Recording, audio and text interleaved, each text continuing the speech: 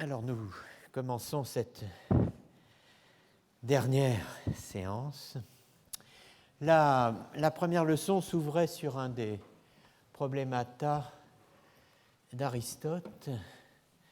D'où vient la compassion, prise au sens d'une souffrance, ou plus largement d'une émotion partagée, synalgie, condouleur, compassio. That's beautiful.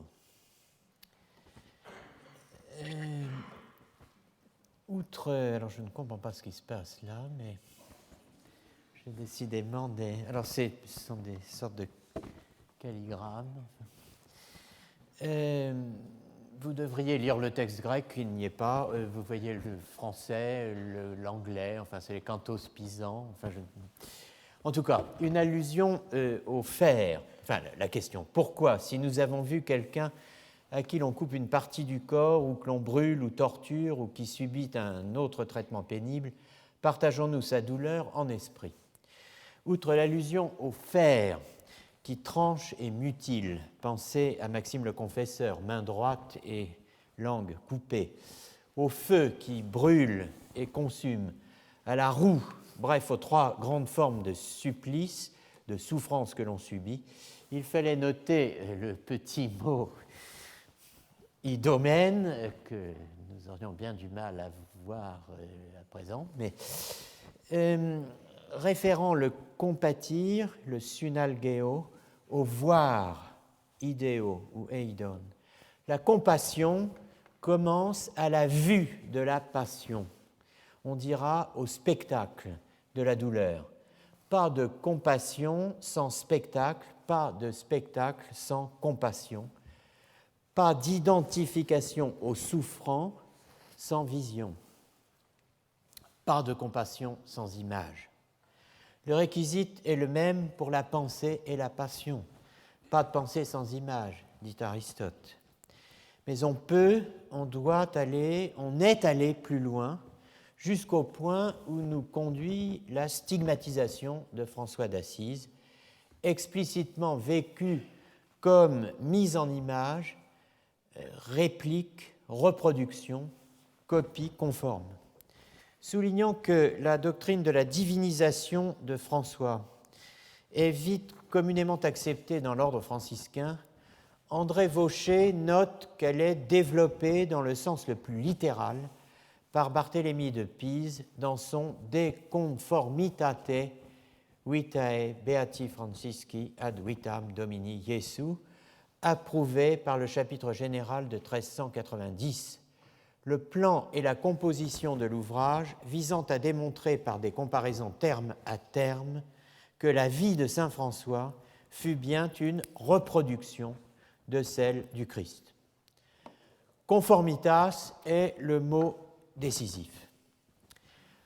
L'allemand, la langue allemande, qui entend à la fois la forme et l'image dans le mot Bild, conserve le double registre quand il s'agit de dire la Gelassenheit, le délaissement, dont aux yeux même du dominicain Eckhart sont, je cite, « cher Seigneur Saint François », franciscain, a donné l'exemple en l'espèce de la véritable pauvreté et de la véritable humilité dont le sermon allemand 74, à présent 92 dans le classement selon l'ordre liturgique, fait le vibrant hommage.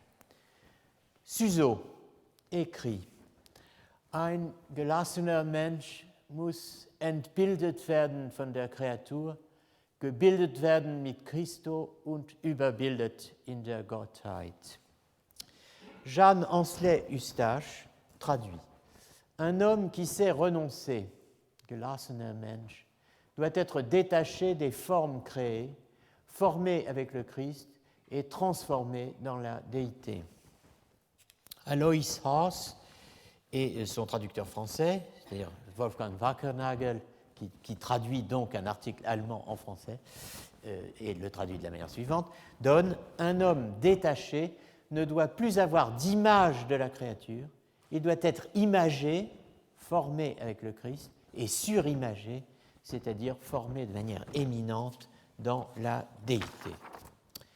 Le ternaire bâti sur Bild est emprunté à Eckhart, Predigt, sermon allemand numéro 40, désormais 72 dans l'ordre liturgique, qui décrit avec le verbe bilden, préfixé de 3 manières, ent, in, über, les 3 moments de l'union transformante. L'homme, lorsqu'il s'unit totalement à Dieu avec amour, est détaché des images. So wird entbildet en Mittelhochdeutsch. Formé, ingebildet, et transformé, überbildet, dans la conformité divine en laquelle il est un avec Dieu, in der göttlichen Einförmigkeit, in der mit Gott ein ist.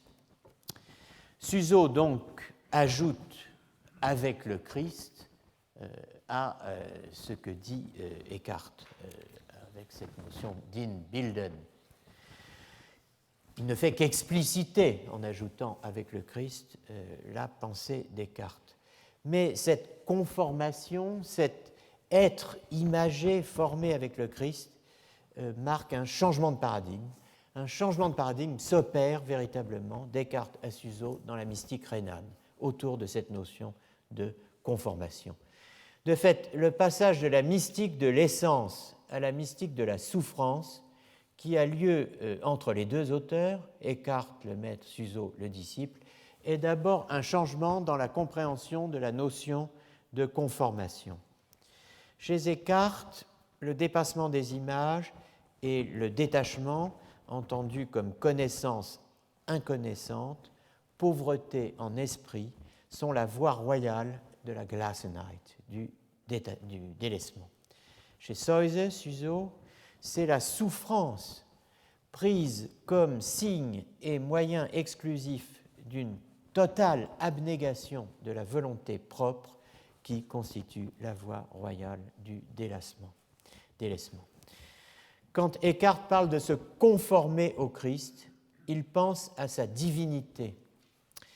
Quand Suso parle de se conformer au Christ, il pense à son humanité souffrante, à l'humanité du Christ en croix. Nous étions arrivés la semaine dernière à la description des 6 étapes de l'itinéraire de l'Esprit vers Dieu, décrite par Bonaventure, sur la base de l'exégèse victorine de la vision d'Ézéchiel et surtout des 6 éléments, des 6 constituants de l'Arche d'Alliance, telle que celle-ci est décrite dans le chapitre 25 du premier livre de l'Exode.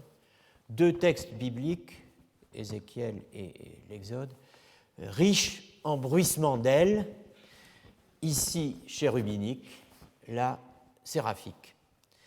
Le sextuple schéma de Richard de Saint-Victor, correspondant aux 6 ailes du séraphin, est repris par Thomas d'Aquin dans sa description des 6 degrés de la vie contemplative. Ce qui nous attend au 6e étage de la vie contemplative est la contemplation de la vérité divine, per speculum et in enigmate, en miroir et en énigme, 1 Corinthiens 13-12, à savoir ce qui nous attend donc au 6e étage, thèse capitale pour comprendre Maître Eckhart, une incoation de la béatitude, un commencement d'existence de la béatitude qui commence ici-bas pour s'achever pleinement dans le futur. Richard de Saint-Victor, peaufinant l'exégèse de l'arche de Moïse, alors je vous rappelle que arche signifie coffre, dans le cas de l'arche de Moïse, l'arche d'alliance est un coffre. Donc, Richard de Saint-Victor, donc, peaufinant l'exégèse de l'arche de Moïse, telle qu'elle est décrite dans le livre de la Genèse, distinguait 2 chérubins de l'âme. L'intelligence opérant au-dessus de la raison, mais pas contre la raison. Le chérubin de gauche, 5e étape. L'intelligence opérant au-dessus de la raison et contre la raison, le chérubin de droite, 6e et dernière étape. À chacun son itinéraire. Eckhart opte pour une autre échelle.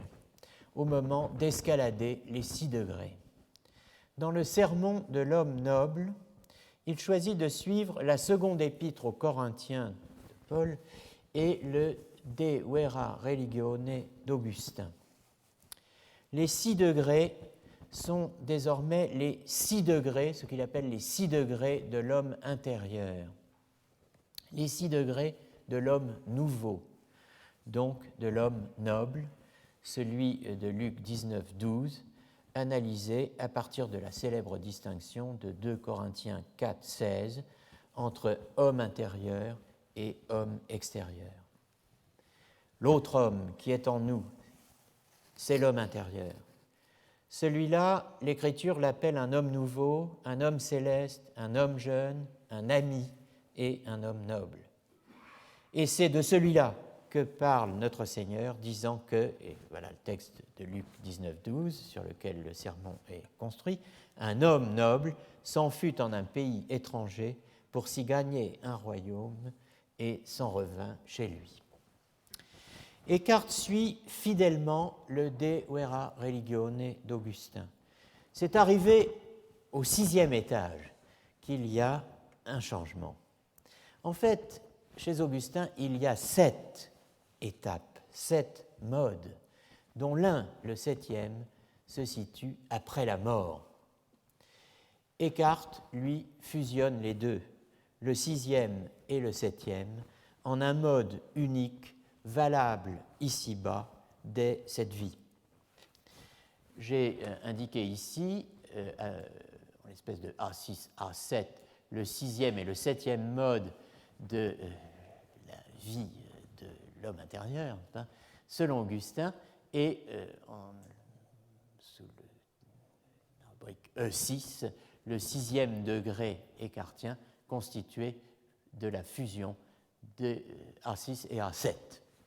Donc, Augustin disait au 6e degré, le changement s'achève pour la vie éternelle, il va jusqu'à l'oubli le plus complet de la vie présente pour acquérir la transformation parfaite à l'image de Dieu et à sa ressemblance.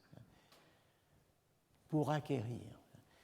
A7, enfin, le 7e est le repos éternel, le perpétuel bonheur, où n'est plus possible aucune distinction d'âge, car si la mort est la fin du vieil homme, la fin de l'homme nouveau est la vie éternelle, parce que l'un est l'homme du péché et l'autre celui de la justice. Version Descartes, le 6e degré, c'est quand l'homme est détaché des images et transformé au-dessus de lui-même par l'éternité de Dieu, quand il est parvenu à l'oubli total et parfait de la vie éphémère et temporelle, transformé en une image divine, devenu enfant de Dieu. A7, il n'existe pas au-delà de degrés plus hauts. Là sont le repos et la félicité, on peut aussi dire béatitude, éternelle, car la fin de l'homme intérieur et de l'homme nouveau est la vie éternelle. L'homme est transformé en une image divine. Transformé en une image divine, pas par la stigmatisation, pas comme François. Que veut dire transformer en une image divine ? Réponse, c'est précisément se retrouver dans l'état où était François d'Assise avant la stigmatisation, c'est-à-dire la pauvreté et l'humilité parfaite. C'est cela la conformation au Christ. La nouveauté écartienne est de faire place à une vie bienheureuse.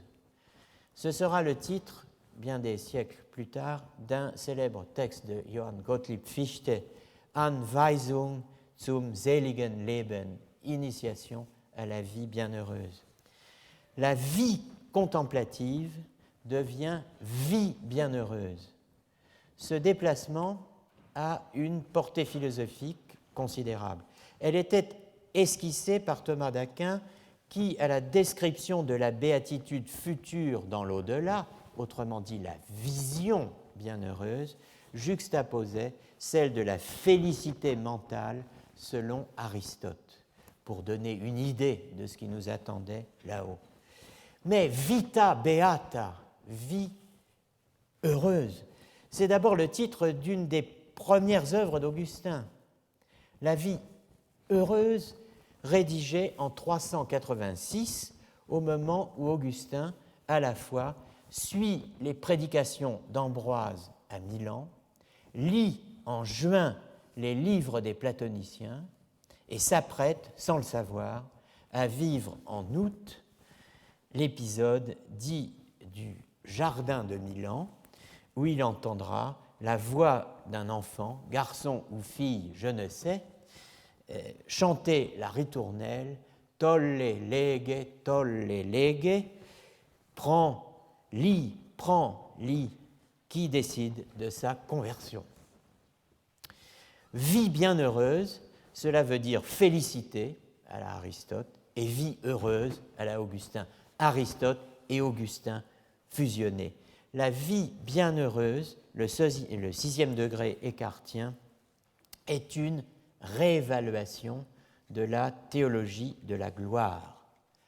La Theologia Gloriae n'est pas seulement la théologie de Romains 1:20, celle des invisibilia Dei per eaque facta sunt intellecta, c'est-à-dire des choses divines comprises intellecta per eaque facta sunt, par les choses qui ont été créées, donc la connaissance de Dieu, le Créateur par ses effets créés.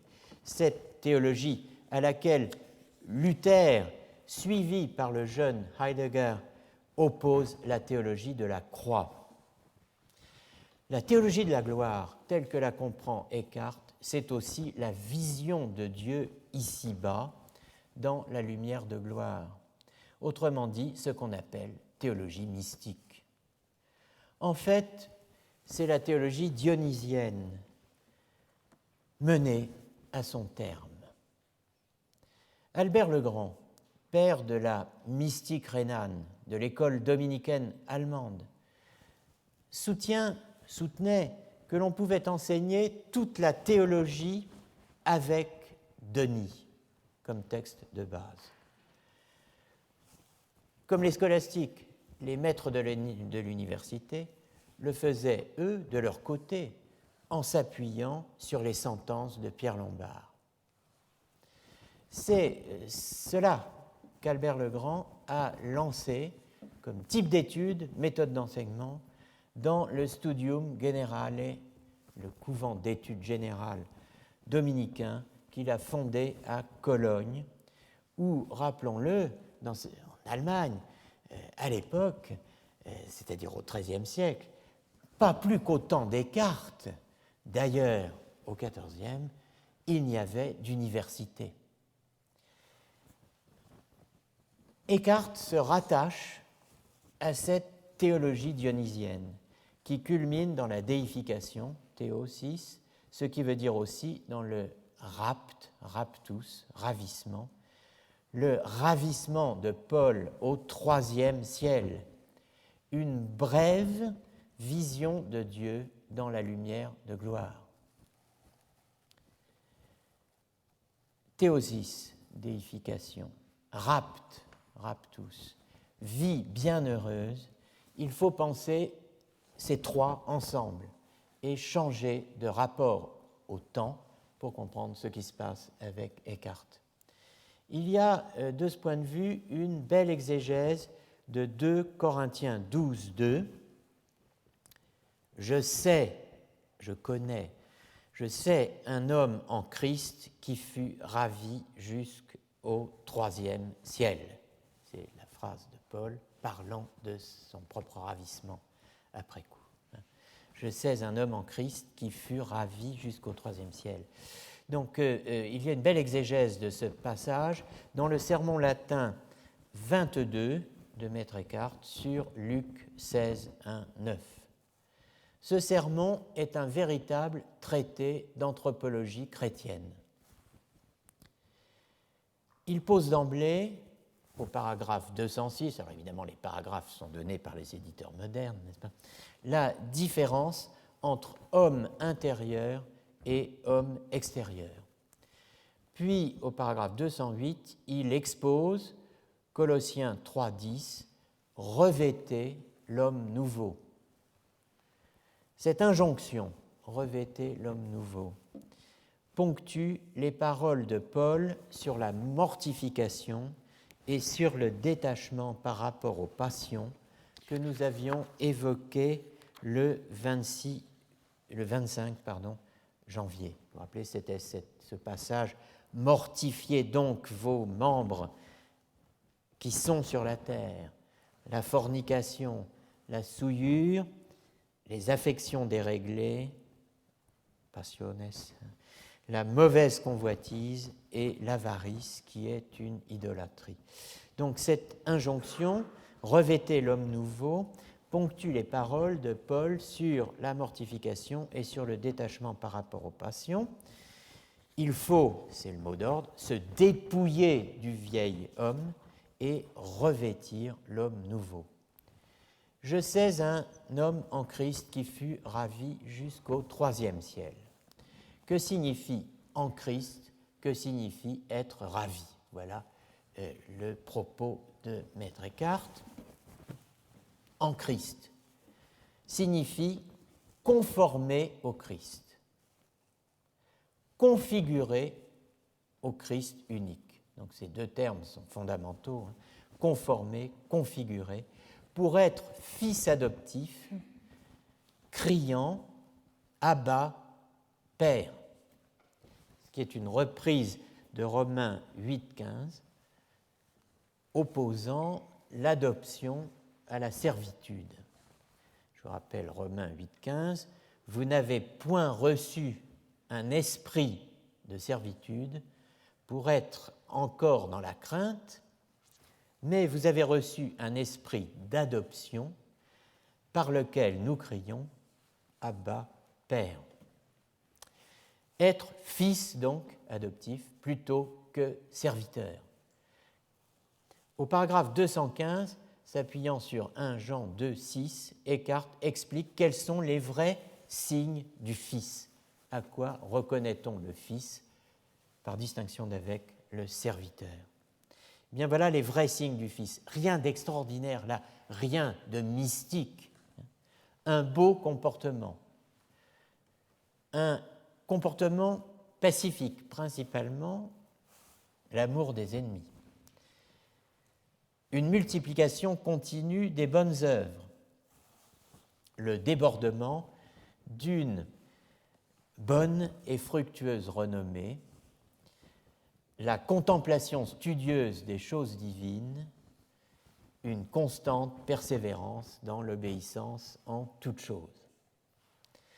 Quant au ravissement lui-même, le rapt, après avoir noté avec Thomas que les mots extase, ravissement d'esprit et rapt sont souvent interprétés de la même façon dans les Écritures, le sermon laisse clairement entendre qu'être ravi, c'est être ravi en Christ.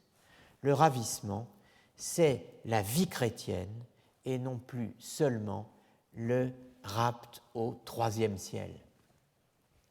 La vie bienheureuse, l'incoation de la vision bienheureuse, c'est la vie dans le Christ et par le Christ.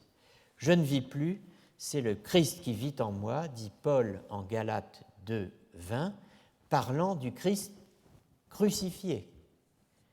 Eckhart ne dit pas autre chose, mais comme le montre le sermon latin 20, ce qui, selon lui, vit en l'homme, en tout homme conformé au Christ, c'est d'abord l'image vivante, le Christ lui-même, image du Père dont il n'y a pas d'image, image sans image, image dont il n'y a pas d'image faite de main d'homme ou tracée sur le corps dans les stigmates. On a ici un renversement dialectique, illustrant à sa manière la communication des idiomes, le chiasme des propriétés dont nous avons parlé ces dernières semaines. De même que le Verbe, dans l'incarnation, a revêtu l'homme, a pris l'homme en habit. Rappelez-vous, Philippiens 2,7, « habitu inventus est homo ». De même, donc, que le Verbe a revêtu l'homme, de même, l'homme doit non seulement dépouiller le vieil homme, c'est-à-dire s'en dévêtir, et revêtir l'homme nouveau, mais encore, et pour le dire plus exactement, il doit revêtir le Christ.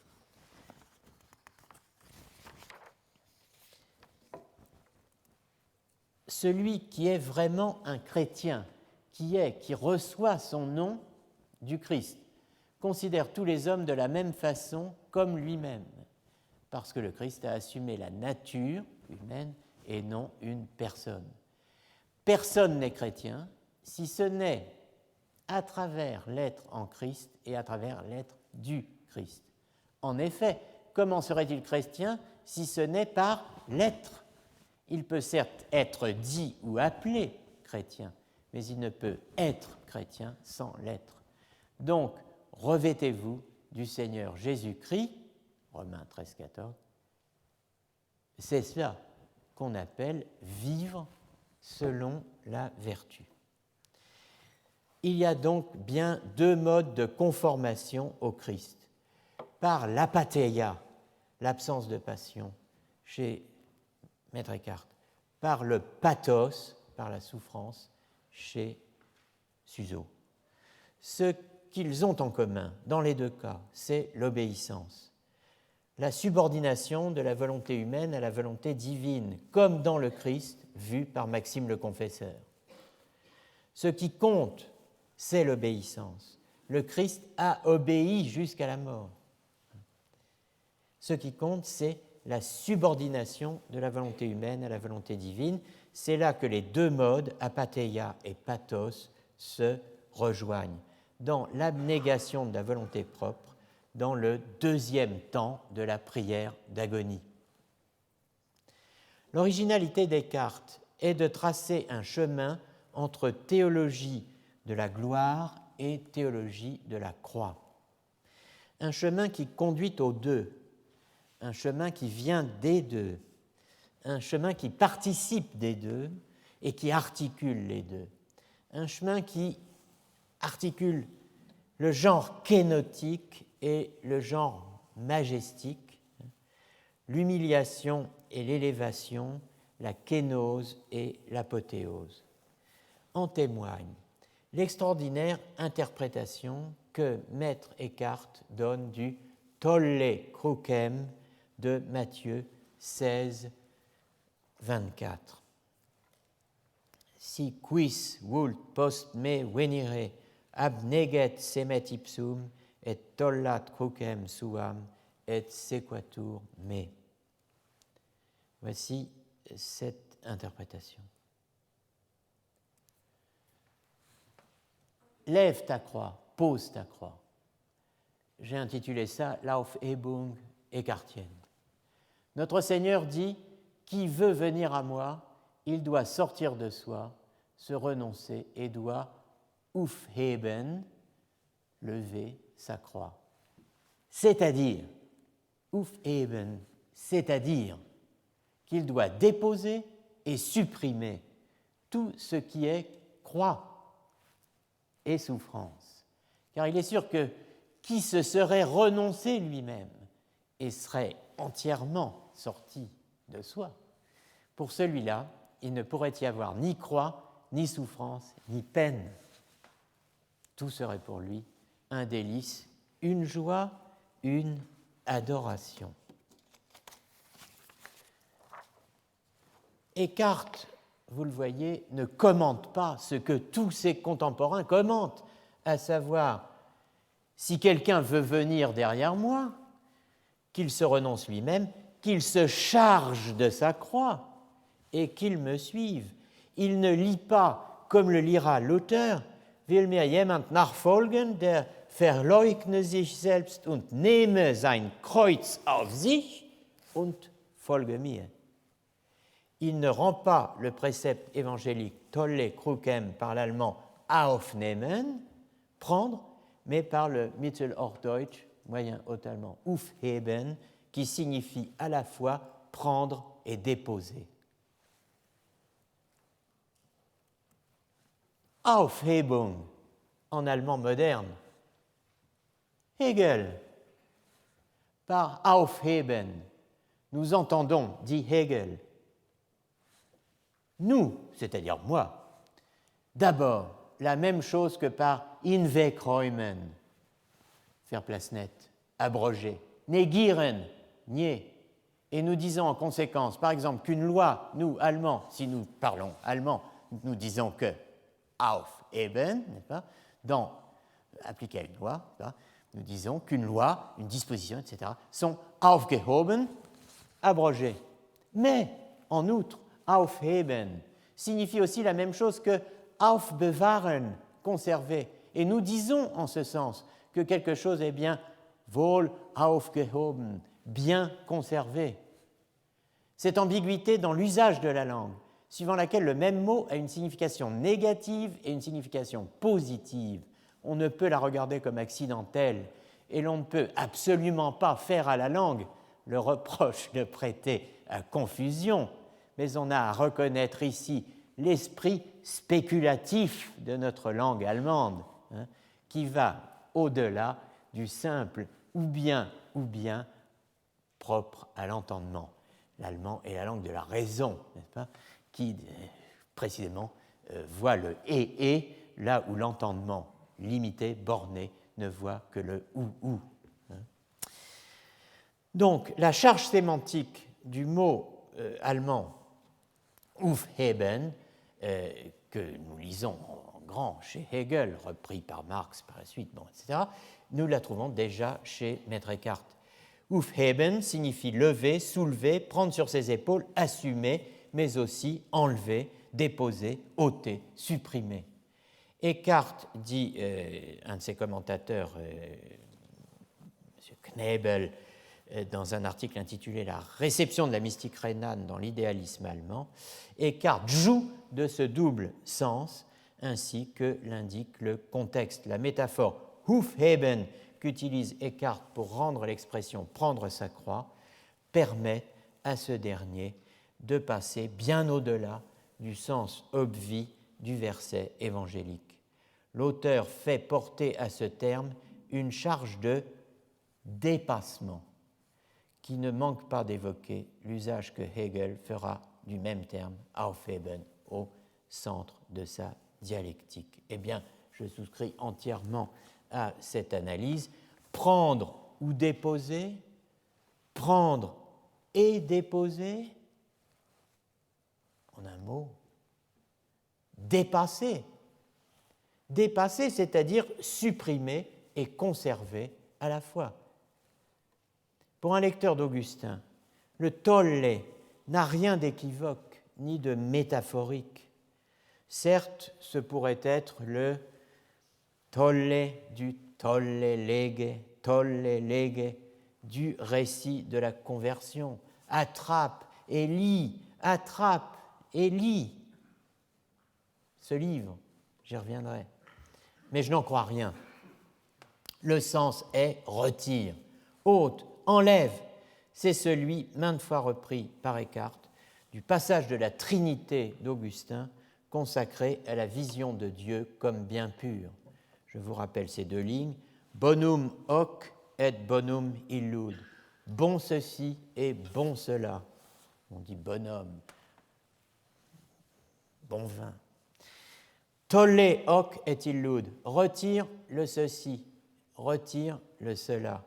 Et vide ipsum bonum si potes. Et vois le bien lui-même si tu le peux. Ita deum videbis, alors tu verras Dieu. Tolle hoc, tolle illud. Retire ceci, retire cela. Eckhart reprend des dizaines de fois cette expression en allemand en disant qu'il faut retirer le dies et le das, le ceci et le cela. Un dernier mot pour conclure cette première heure sur la compassion et le sujet de la douleur.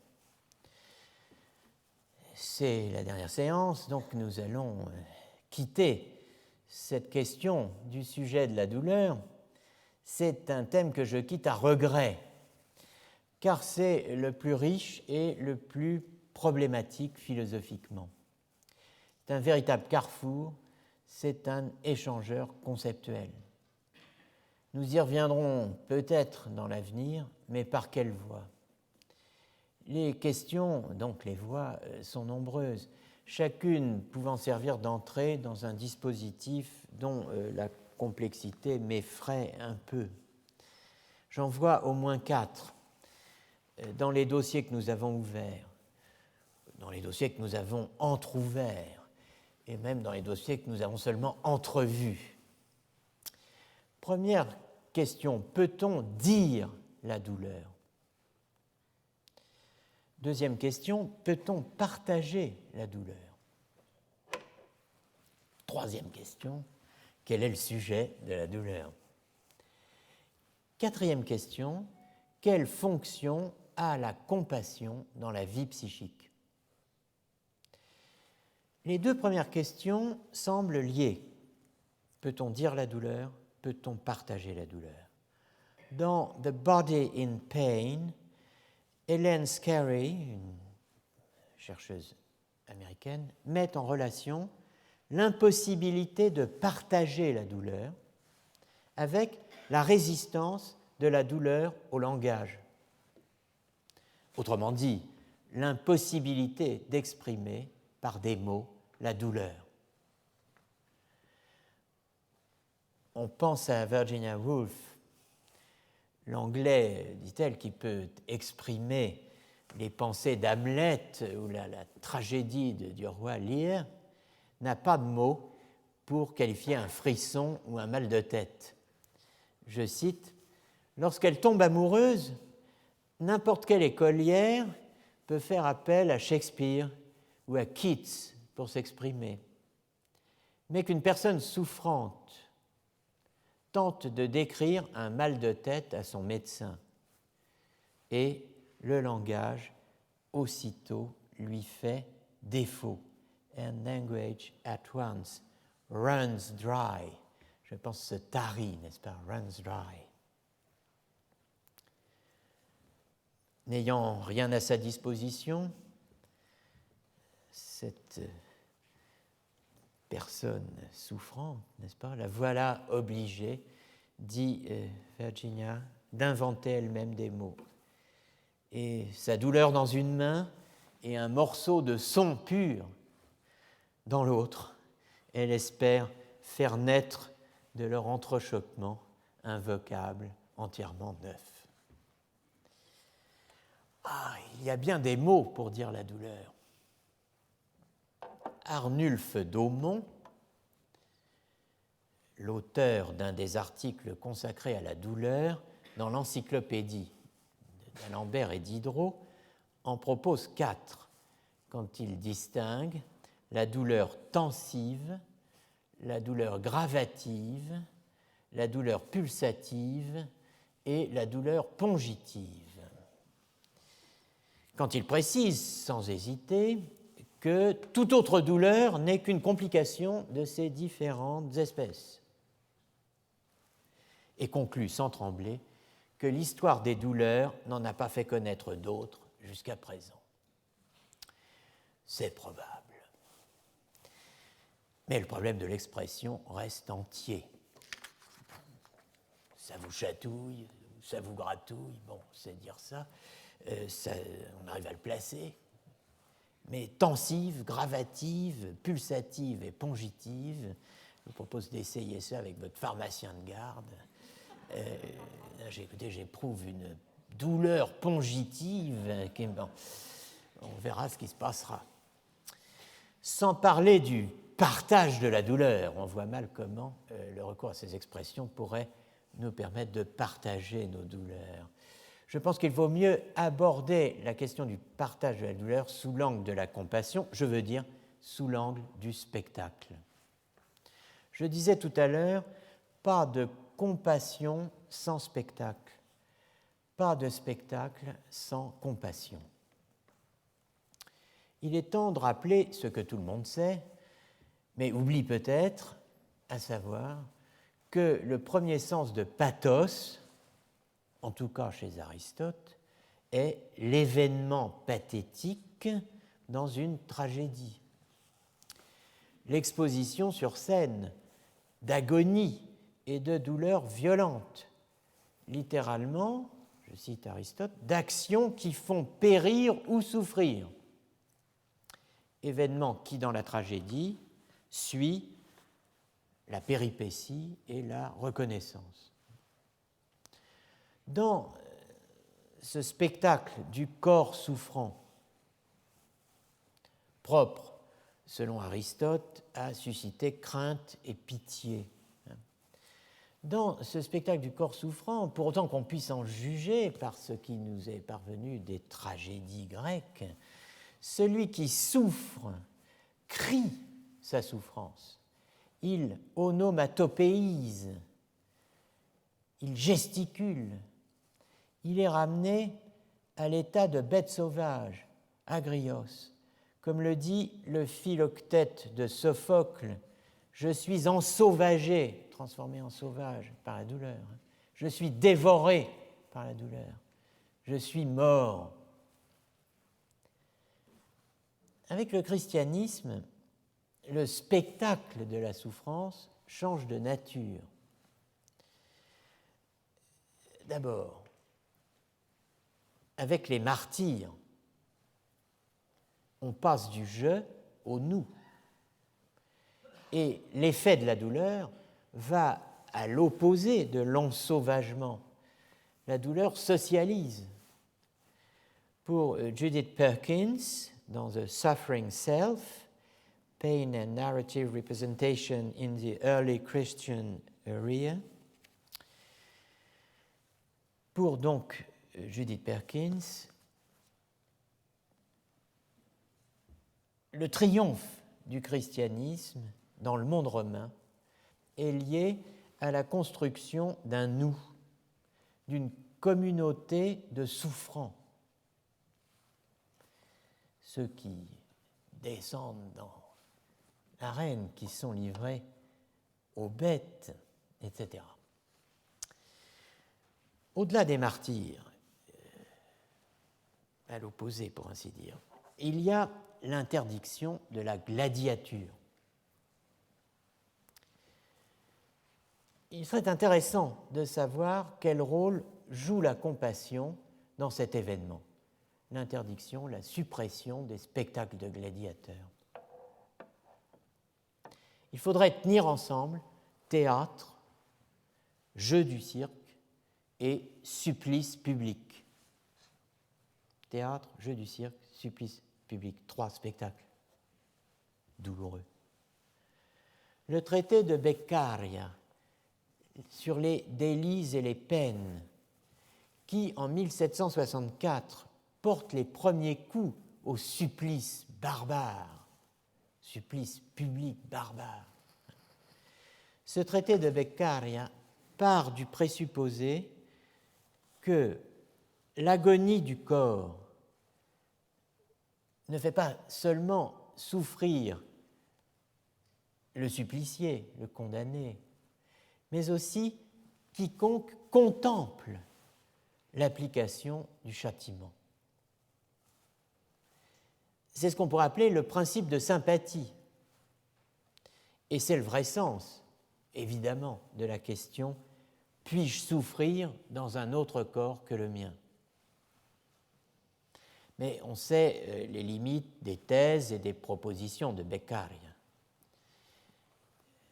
Si on sait les limites de Beccaria, il est à craindre, a fortiori, que son principe de sympathie n'ait pas joué un grand rôle plusieurs siècles plus tôt dans l'interdiction de la gladiature dans la Rome chrétienne. Au principe de sympathie répond de fait ce que j'appellerais le paradoxe de Venn, de Paul Venn. Je cite Paul Venn. Les mêmes empereurs chrétiens qui ont réprouvé puis interdit la gladiature ont encore aggravé l'atrocité des supplices judiciaires. Les mêmes fidèles qu'on écartait des spectacles de l'arène pouvaient regarder de tous leurs yeux les supplices des condamnés. Les mêmes moralistes qui dénonçaient la jouissance des spectateurs dans l'amphithéâtre omettent de dénoncer cette jouissance chez les spectateurs des supplices. Ce qui vaut pour la gladiature ne vaut pas pour les supplices corporels.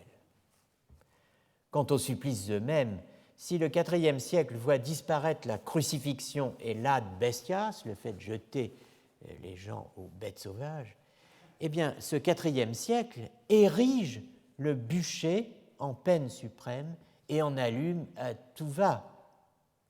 Jamais, dit Denys Grodzinski, il n'y eut dans l'histoire romaine autant de peines de mort. À en croire Paul Venn, c'est à cette époque, en 390, que des homosexuels montent pour la première fois sur le bûcher. Les prostituées des lupanars de Rome sont arrêtées en masse et brûlées, spectante populo. La compassion est foncièrement équivoque, précisément parce qu'elle est capacité de partager la souffrance d'autrui, non pas de la prendre sur soi, mais d'y prendre part, comme on prend part à un spectacle. La même compassion qui rend possible la pitié rend possible la Schadenfreude, comme disent les Allemands, la joie au spectacle de la souffrance. Il y a là, une fois de plus, une dernière fois pour cette année, c'est la dernière séance, un chiasme. L'empathie rend possible l'intérêt qu'on porte au récit des infortunes de la vertu, comme l'intérêt qu'on porte au récit des prospérités du vice. Le lecteur de Sade, tel que le veut Sade, et Sade est son premier lecteur, le lecteur de Sade prend plaisir aux deux, aux infortunes de la vertu comme aux prospérités du vice. Le lecteur sadien de Sade. Le lecteur normal, on dit président normal, devrait souffrir avec Justine affligée et maudire Juliette triomphante. En fait, il donne, s'il est sadien, à l'une ce qu'il devrait donner à l'autre et réciproquement. Son mépris à Justine, sa sympathie à Juliette. Antidosis idiomaton. Comment passe-t-on de la répulsion pour la souffrance d'autrui au plaisir de le voir souffrir? Par compassion. Parce qu'on éprouve avec lui ce qu'il éprouve, tout en restant impassible. Parce qu'on souffre, parce qu'on éprouve kat allo, per aliud, selon l'expression de Théodore de Bèze, employée lors du colloque de Montbéliard face aux luthériens mené par Jacques-André Jacobus Andreae. En a-t-on assez dit avec cette formule « souffrir kat allo » pour comprendre ce qui se joue là? Non, certes, mais l'essentiel est posé, le chiasme, et la nécessité de penser le chiasme. Peut-on décrire ce qui a lieu dans cet échange, dans cette transformation spectaculaire?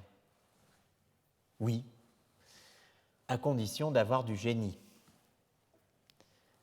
Comment transformer un enfant de chœur en hooligan? Pour le savoir, il suffit de lire Augustin. Ouvrez les Confessions. Voilà l'étrange histoire d'Alypius, l'ami de Carthage, qui l'avait précédé à Rome pour y étudier le droit.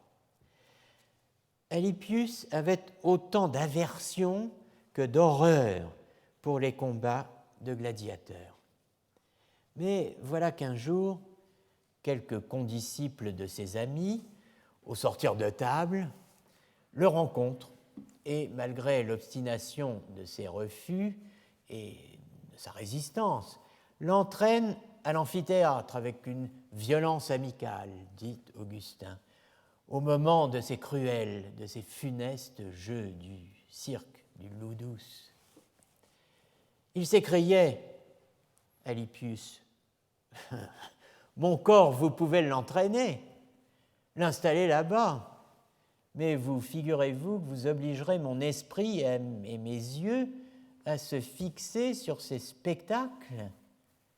Je viens, mais j'y serai sans y être, adero absens. Et ainsi, je triompherai de ces spectacles et de vous. » Il a beau dire, les amis, un peu éméchés probablement, l'emmènent avec eux de force, curieux sans doute, dit Augustin, d'éprouver, de voir s'il pourrait tenir sa promesse. Ils arrivent. Nous voilà au grand stade. Ils arrivent, prennent place où ils peuvent. Tout respirait l'ardeur et la volupté du sang. Mais lui, Alypios, fermant la porte de ses yeux, défend à son âme de descendre dans cette arène barbare. Plût à Dieu qu'il eût aussi condamné ses oreilles. Car à un incident du combat, un grand cri s'étant élevé de toutes parts, il est violemment ému, cède à la curiosité et, se croyant peut-être assez en garde pour braver et vaincre, même après avoir vu, il ouvre les yeux. Alors, son âme est plus grièvement blessée que le malheureux même qu'il a cherché d'un ardent regard. Il tombe plus misérable que celui dont la chute a soulevé cette clameur. Entré par son oreille, ce cri a ouvert ses yeux pour livrer passage au coup qui frappe et renverse un cœur plus téméraire que fort, d'autant plus faible qu'il plaçait sa confiance en lui-même au lieu de la placer en vous, dit Augustin, qui s'adresse toujours à Dieu, puisque ce texte est tiré des Confessions. À peine a-t-il vu ce sang. Donc, il croyait pouvoir fermer la porte de ses yeux. Il ouvre les yeux. À peine a-t-il vu ce sang qu'il y boit du regard la cruauté. Dès lors, il ne détourne plus l'œil. Il l'arrête avec complaisance. Retenez cette expression. Il se désaltère à la coupe des furies et, sans le savoir, il fait ses délices de ces luttes féroces. Il s'enivre des parfums du carnage. Ce n'était plus ce même homme qui venait d'arriver, c'était l'un des habitués de cette foule barbare, c'était le véritable compagnon de ses condisciples. Que dirais-je encore? Il devint spectateur. Applaudisseur. Furieux, enthousiaste, il remporta de ce lieu une effrayante impatience d'y revenir. Ardent, autant et plus que ceux qui l'avaient entraîné, il entraînait les autres. Chez les spectateurs de l'arène, vous voyez comment on en fabrique, c'est simple. Chez les spectateurs de l'arène, spectatores gladiatorum, le désir de nuire, dit Augustin, la libido nocendi, se manifeste dans le seul et simple plaisir pris à voir souffrir autrui. Sola voluptate alieni mali. Plaisir qui suppose la perception d'une souffrance cat allo. Je ne reprends pas, faute de temps, cette expression « souffrir cat allo », même si c'est l'un des points les plus importants que nous ayons vus cette année, faute de pouvoir m'y arrêter. Laissez-moi vous en donner ce que je crois être une de ces formulations les plus claires chez les latins. La définition augustinienne de la souffrance physique dans la cité de Dieu, qu'il faudrait développer philosophiquement à l'aide des notions de chiasme et de dénomination extrinsèque. Omnis perfectio trinitas, je vous cite pour ponctuer cette première heure, 3 auteurs pour le prix d'un. Augustin, Valéry et Merleau-Ponty qui comptent pour un. Le chiasme. La définition de la douleur du corps, de la douleur corporelle, de la douleur charnelle, selon Augustin. Dolores, qui dicuntur carnis, ces douleurs qu'on dit de la chair, animae sunt, sont des douleurs de l'âme, in carne, dans la chair, et ex carne, est causée par la chair.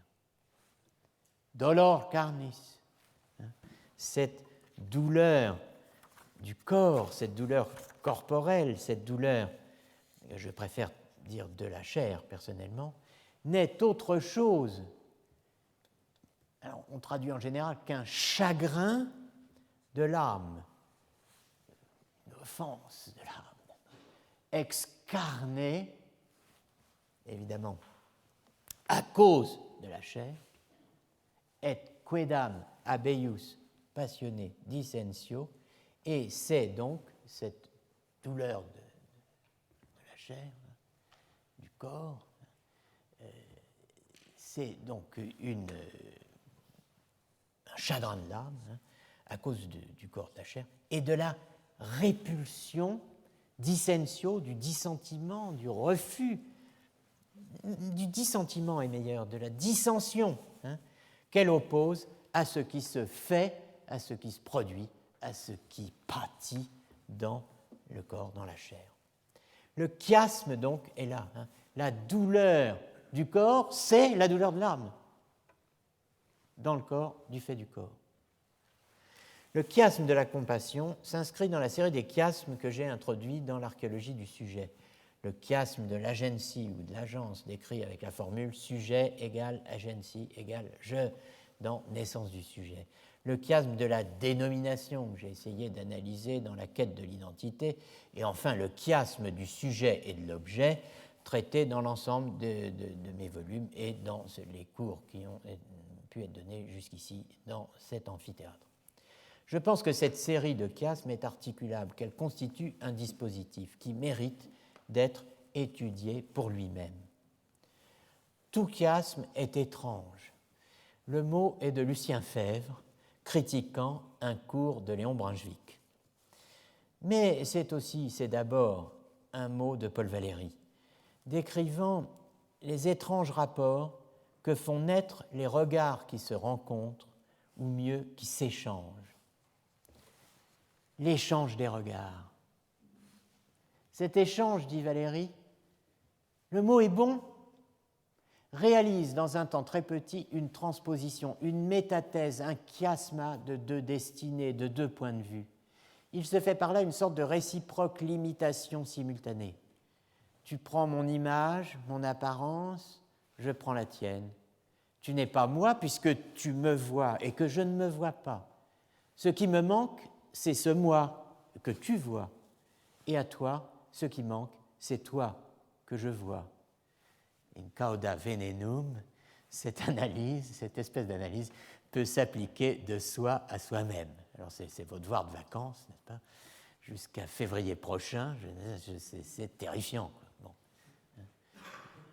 Appliquer cette analyse de soi à soi-même. Merleau-Ponty, le dernier Merleau-Ponty, définit la philosophie comme chiasme des chiasmes. La question philosophique, dit-il, c'est l'existence même du voyant visible, du parlant parlé, du pensant pensé, du couplage et de l'appartenance au même être.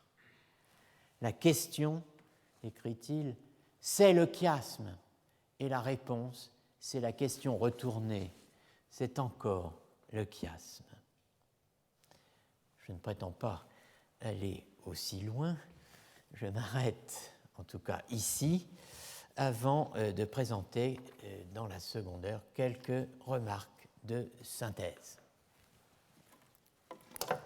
C'est l'heure. Voilà, donc on se retrouve, se verra-t-on dans 5 minutes.